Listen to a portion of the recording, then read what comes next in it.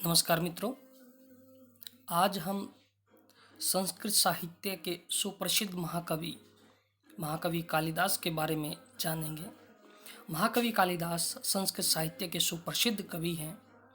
उनके विषय में कहा गया है कि पुरा कवीनाम गणना प्रसंगे कनिष्ठिका अधिष्ठित कालिदासः अद्यापि तत्तुल्य कवेर अभावात् अनामिका सार्थवती बभूव। महाकवि कालिदास के विषय में यद्यपि जनश्रुतियों के माध्यम से अनेक रचनाओं का ज्ञान होता है, तथापि सर्वसम्मत उनकी 7 रचनाएं ही मानी गई हैं, जिसमें 2 महाकाव्य हैं, रघुवंशम एवं कुमार संभवम। 2 खंडकाव्य हैं, ऋतु संहार एवं मेघदूतम। 3 नाटक हैं, अभिज्ञान शाकुंतलम, मालविकाग्निमित्रम, विक्रम उर्वश्यम। इस वीडियो में हम रघुवंश के बारे में चर्चा करेंगे। महाकवि कालिदास ने रघुवंश नामक एक महाकाव्य की रचना की, जिसमें कुल 19 सर्ग हैं। इन 19 सर्गों में उन्होंने रघु यानी भगवान राम के पूर्वज रघु और भगवान राम के जो वंशज रहे हैं उन सहित कुल मिलाकर 31 राजाओं का वर्णन किया है। रघुवंश बड़ा ही विस्तृत महाकाव्य है। इस महाकाव्य का जो प्रारंभ है वो सामान्य रूप से सूर्यवंश या रघुवंश के प्रथम पूर्वज वैवस्वत मनु से लेकर अग्निवर्ण तक का वर्णन किया गया है। प्रथम सर्ग में महाकवि कालिदास मंगलाचरण में लिखते हैं, वागर्थाविव संपृक्तौ वागर्थ प्रतिपत्तये जगतः पितरौ वंदे पार्वती परमेश्वर। महाकवि कालिदास के जो इष्ट थे वो भगवान शंकर थे, और कोई भी कवि अपने काव्य की सफलता को प्राप्ति की इच्छा से अपने इष्ट का ध्यान या मंगलाचरण में उस अपने इष्ट को याद करता है। प्रथम सर्ग में महाकवि कालिदास ने वैवस्वत मनु से आरंभ करके राजा दिलीप के बारे में बताया है कि राजा दिलीप जो थे उनके घर में कोई संतति नहीं थी, तो वे अत्यंत व्यथित रहते थे कि वे अपने पितृऋण से कैसे मुक्त होंगे। तो इस कारण से एक बार जब वे अत्यंत व्यथित हुए तो वो अपने कुलगुरु महर्षि वशिष्ठ के पास पहुँचे और वहाँ जाकर उन्होंने उनके सामने अपनी बात रखी।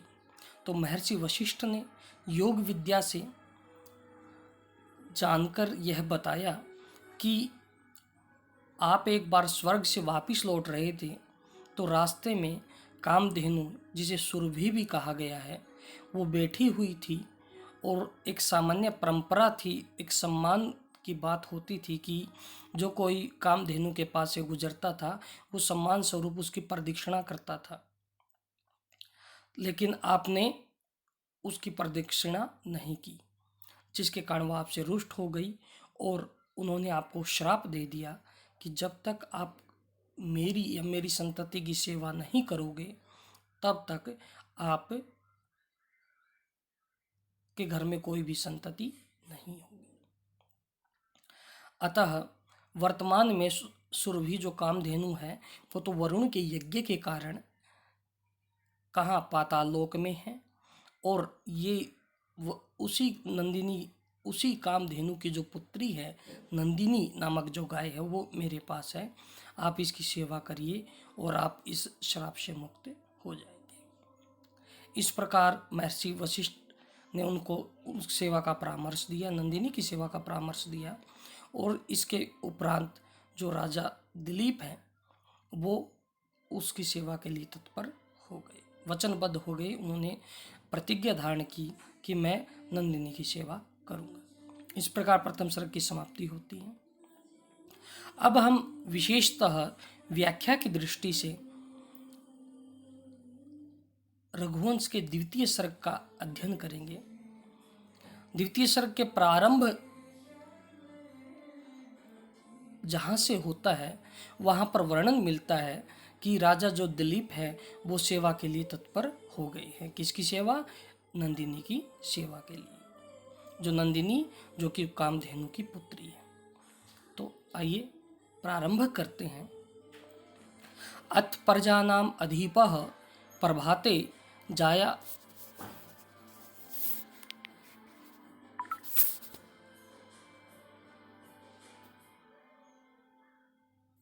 प्रभाते जाया प्रतिग्राहित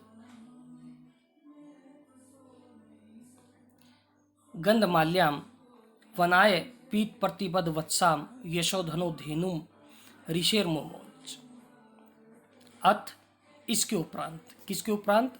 कि जब उन्होंने ये निश्चय कर लिया कि हाँ मैं इस कामधेनु की सेवा करूँगा, उस निश्चय के उपरांत यशोधन हो, यश को ही जो धन मानते थे, यश रूपी धन वाले, रूपक अलंकार का प्रयोग है यहाँ पर।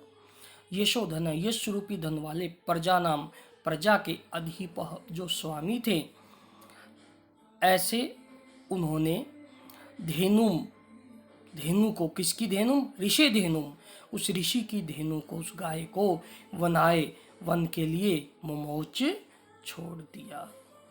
और वो गाय कैसी थी? गाय के लिए यहाँ पर दो विशेषणों का प्रयोग हुआ है। जाया प्रतिग्राहित, जाया, जाया कौन है? जो राजा दिलीप है उनकी जो पत्नी है कौन है? सुदक्षिणा। तो उनकी जो पत्नी है जाया है, उनके द्वारा प्रतिग्राहित, ग्रहण करवा दी गई है गंधमाल्याम, गंधवती माला, गंध वाली माला जिसको और पीत, संतुष्ट होकर या पीकर, प्रतिबद्ध, बांध दिया गया है, वत्साम, बछड़े वाली।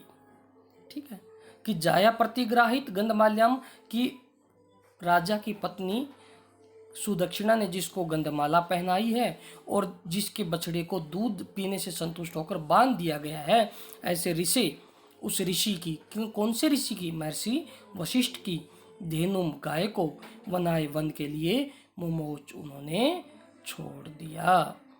अर्थात कहने का भाव ये है कि यश को ही धन मानने वाले ऐसे प्रजा के स्वामी राजा दिलीप ने अपनी पत्नी रानी सुदक्षिणा के द्वारा गंधमाला धारण करवाई गई और जिसका बछड़ा दूध पिलाकर संतुष्ट कर दिया गया और बांध दिया गया, ऐसी उस ऋषि की गाय नंदिनी को, जो कि सुरभि की पुत्री थी, कामधेनु की पुत्री थी, उसको वनाए, वन के लिए मोमोच छोड़ दिया, विचरण करने के लिए उन्होंने छोड़ दिया। तदुपरांत तस्याः खुर्न्यास पवित्र पांशुम आपांशुलानां धुरी कीर्तन्याः मार्गम मनुष्येश्वर धर्म पत्नी श्रुतेरिवार्थम समृतिरन्वगच्छत्। अपांशुलानाम पवित्रतम या पतिव्रताओं में धुरी अग्र कीर्तन्या, गण्या जो थी, कि जो पतिव्रताओं में जो अग्रगण्या थी, जो सबसे आगे गिनी जाने वाली थी, सबसे आगे मानी जाने वाली थी, सर्वश्रेष्ठ थी, ऐसे मनुष्येश्वरस्य धर्मपत्नी, मनुष्यों के जो ईश्वर थे, जो राजा थे, ऐसे उस राजा दिलीप की जो धर्मपत्नी थी, तस्याः, उसके, किसके?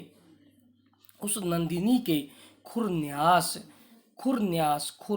के, पैरों के या खुरों के न्यास रखने से पवित्र हुए 500 धूलि वाले मार्ग पर श्रुति के पीछे श्रुति के अर्थ को समृति, जो समृति है, अनवगच्छत, जैसे पीछे पीछे चलती है वैसे वो पीछे पीछे चली। अर्थात कि राजा दिलीप की जो पत्नी थी सुदक्षिणा, वो अपांशुला नाम धुरी कीर्तन्या, पतिव्रताओं में अग्रगण्या थी, मनुष्येश्वरस्य धर्म पत्नी, और जो राजा जो दिलीप थे उनकी धर्म पत्नी थी।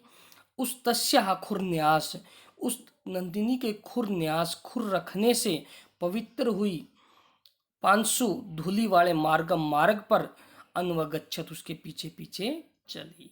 और कैसे चली? श्रुते है अर्थम समृति इव, कि जैसे श्रुति, श्रुति किसको कहा गया है? वेद को। वेद को श्रुति इसलिए कहा गया है कि हमारे यहाँ पर जब तक लिपि का विकास नहीं हुआ था, उससे पहले जो श्रुति थी, जो हमारे वेद थे, वो श्रुति परंपरा से हमें प्राप्त हुए। गुरु जो थे वो अपने शिष्यों को सुनाते थे और शिष्य उन्हें याद कर कर आगे की परंपरा में प्रवाहित करते थे। वो आगे गुरु अपने शिष्य को सुनाता था, वो अपने शिष्य को सुनाते थे। इस तरह से वो वेद हमारे तक पहुँचे। और जिस प्रकार श्रुति जो है वो समृति, श्रुति के जो अर्थ है, वेदों का जो अर्थ है, उसके पीछे जो स्मृति शास्त्र है, हमारी मनु स्मृति, याज्ञवल्क्य के स्मृति आदि जो स्मृति ग्रंथ है, वो पीछे पीछे चलते हैं, उसका अनुसरण करते हैं, उसके अर्थ की व्याख्या करते हैं। उसी प्रकार जो रानी सुदक्षिणा थी, वो भी उस गाय के पीछे पीछे चली। कौन सी गाय? नंदिनी गाय के पीछे पीछे। आगे देखिए, यहाँ पर विशेष बात यह है कि इस श्लोक में उपमा अलंकार का प्रयोग किया गया है। और यहाँ पर जो हमारी नंदिनी गाय है उसकी तुलना श्रुति के साथ, और जो रानी सुदक्षिणा है उसकी तुलना समृति के साथ की गई है।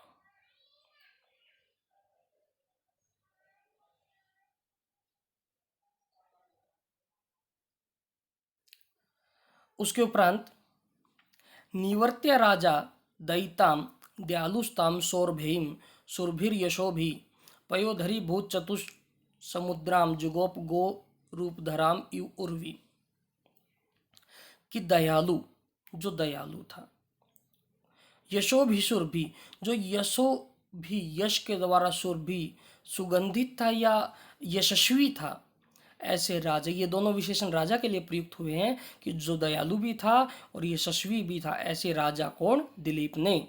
ताम दयिताम, उन दयिता मतलब पत्नी को, अपनी पत्नी को निवर्त्य लौटाकर, पयोधरी भूत, पयोधर अपने स्तनों से, अपने थनों के माध्यम से, मानो चतुसमुद्राम, चारों समुद्रों को जिसने अपने चार स्तनों में समेट लिया है, ऐसी सौरभेयम, उस सुरभि की पुत्री, सौरभेयम उस सुरभि की पुत्री, उस कामधेनु की पुत्री, जो कि मानो गोरूप धराम, गाय का रूप धरकर आ गई थी, ऐसी उर्वीम इव, धरती के समान, जुगोप उसकी रक्षा करने लग गए। तो यहाँ से राजा दिलीप की सेवा का प्रारंभ का वर्णन महाकवि कालिदास कर रहे हैं कि जो राजा था वो दयालु था और यशोभी, सुरभि और यशस्वी भी था। ऐसा उस राजा ने ताम दयिताम, अपनी पत्नी को निवर्त्य वहीं से लौटा दिया, और पयोधरी भूत अपने स्तनों में, गाय के लिए प्रयोग कर रहा है कि अपने स्तनों में चतुसमुद्राम, मानो जिसने चारों समुद्रों को समेट लिया हो, ऐसे सुरभि की पुत्री, उस कामधेनु की पुत्री, और जो कि मानो गो रूप धराम, गाय का रूप धारण करके, मानो उर्वीम ईव, जो मानो पृथ्वी, धरती जो थी जिसने गाय का रूप धारण कर लिया था, इसके समान जो वो उसकी रक्षा की। कि जिस प्रकार राजा, एक राजा होने के नाते अपनी पृथ्वी की रक्षा करते थे, अपने राज्य की रक्षा करते थे, उसी प्रकार यहाँ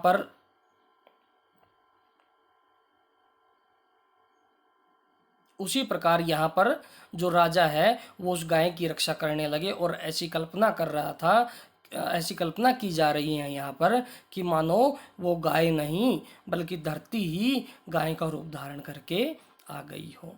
तो ऐसे दयालु और यशस्वी राजा ने अपनी पत्नी को वहाँ से लौटा दिया, और मानो जिसने चारों स्तनों में समुद्रों को समेट लिया हो और पृथ्वी ही गाय का रूप धर के आ गई हो, ऐसी उस गाय की रक्षा करने लग गए।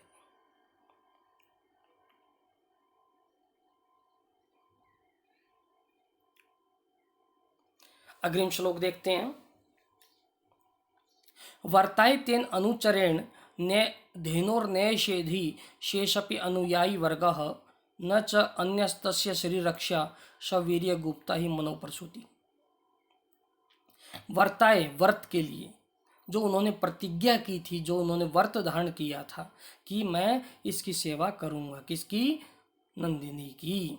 उसने धेनो, उस गाय के अनुचरेण भूतेन, अनुचर के रूप में, उसके सेवक के रूप में तेन दिलीपेन उस दिलीप ने शेषः शेष अनुयायी, अनुयायी बोलते हैं जो नौकर है सेवक उस वर्ग उस समूह को भी नए शेधी रोक दिया, लौटा दिया। यतः क्योंकि तस्य शरीर रक्षा, उनके शरीर की रक्षा अन्यतः अन्य से नहीं होती है। मनोह, क्योंकि मनोह मनु की प्रसूति जो प्रसूति है सवीर्य गुप्ता, सो अपने वीर्य ताकत से बल से गुप्ता,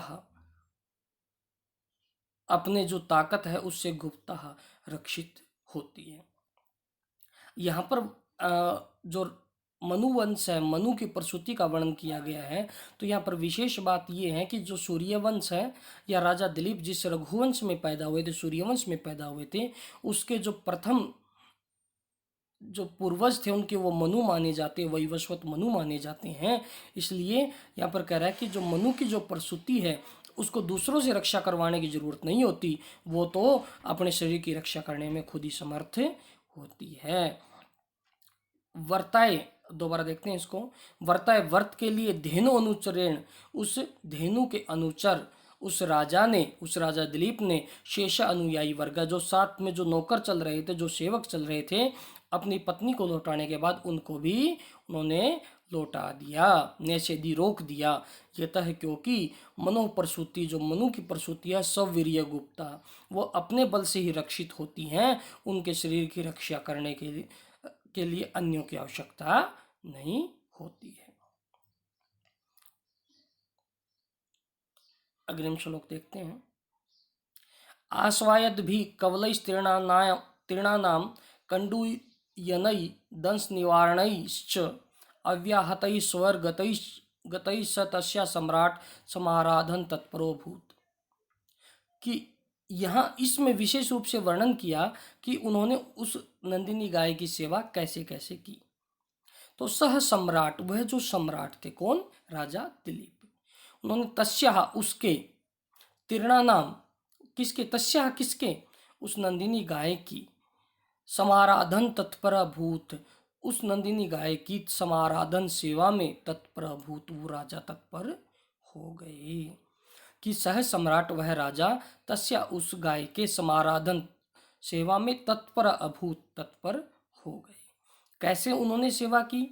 तीर्णा नाम कवलई, कि तीर्णा नाम तिनको के, कवलई जो कवल मतलब अग्रभाग को आस्वायद भी खिलाते हुए, आस्वादित करवाते हुए, कंडूयनई खुजली करते हुए, दंश निवारणई, दंश जो काटने वाले जो कीड़े थे, काटने वाले जो कीड़े थे उनके निवारण से, अव्याहतई, अव्याहतई और अव्याहतई बिना किसी रोक टोक के, सवैर्गतई और स्वच्छंद रूप से उसको विचरण करवाकर उनकी सेवा में वो तत्पर हो गए। कैसे कि सह सम्राट वह राजा तस्या उसके, उस नंदिनी के समाराधन तत्पर अभूत, उसकी सेवा में तत्पर हो गए। कैसे कैसे हो गए? तीर्णाम नाम कवलई आस्वायद भी, कि उन्होंने तीर्णों के, तिनकों के जो अग्रभाग है, जो कोमल कोमल घास है, उसको उस नंदिनी के लिए प्रस्तुत किया, खिलाया। कंडूयनई, जब उसको खुजली हुई, खाज हुई कहीं पे भी, तो उसको खुजाया। दंश निवारणई, दंश निवारणई, दंश जो मच्छर मक्खी जो उसको परेशान कर रहे थे उनको निवारणई, उनसे उनको बचाया। और अव्याहतई स्वर्गतई, और स्वच्छंद रूप से उसको विचरण करने दिया। ऐसा नहीं कि उसको अपनी मर्जी से विचरण करने दिया, राजा ने उसको स्वतंत्र छोड़ दिया कि आप जिस दिशा में जाए, जहाँ पर जाएं, आप स्वतंत्र हैं। तो आज की कक्षा में इतना ही। इस प्रकार इन समस्त श्लोकों में जो भाव है वो ये है कि राजा जो दिलीप हैं वो उस नंदिनी गाय की सेवा में तत्पर हो गए। धन्यवाद।